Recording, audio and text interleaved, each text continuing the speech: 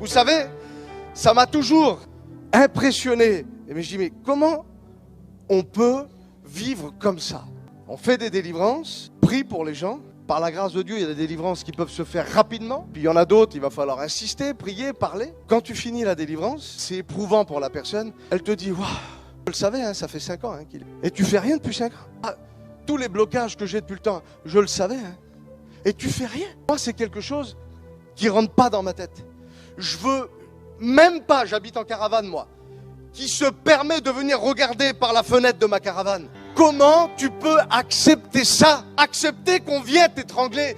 Toi qui, Église, véhicule la personne la plus puissante de l'univers, pourquoi restes-tu si faible? Pourquoi restes-tu comme ça? La Bible dit, et des fois c'est pas par un renoncement à un péché, c'est par une prise de position dans l'autorité. Mais là, tu peux pas manifester l'autorité si tu n'as pas capté l'identité.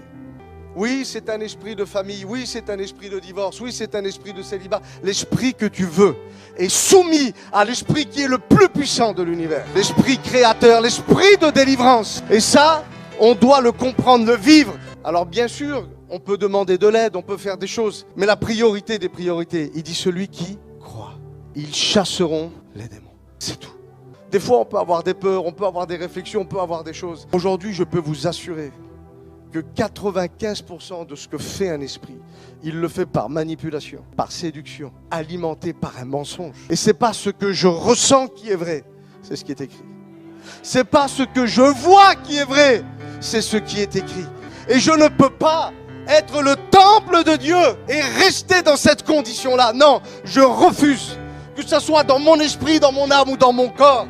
Et à partir d'aujourd'hui, il va falloir que ça s'arrête. Je suis peut-être rentré en 2024, même rentré en 2025 avec ces esprits. À partir de maintenant, il faut que ça s'arrête. Je prie le Seigneur, j'identifie. Et quand je vais commencer pas à penser, mais à parler à la montagne, pas par la pensée, par l'autorité, je vais parler. J'annonce sa mort, la fin de sa mission. C'est terminé parce que je ne suis pas n'importe qui. Je suis l'enfant du Fils du roi des rois. Il dit qu'une lumière s'est allumée et que les ténèbres n'ont pas eu la capacité de l'étouffer, de la vaincre ou de la faire taire. Et lorsqu'il dit, vous êtes la lumière du monde.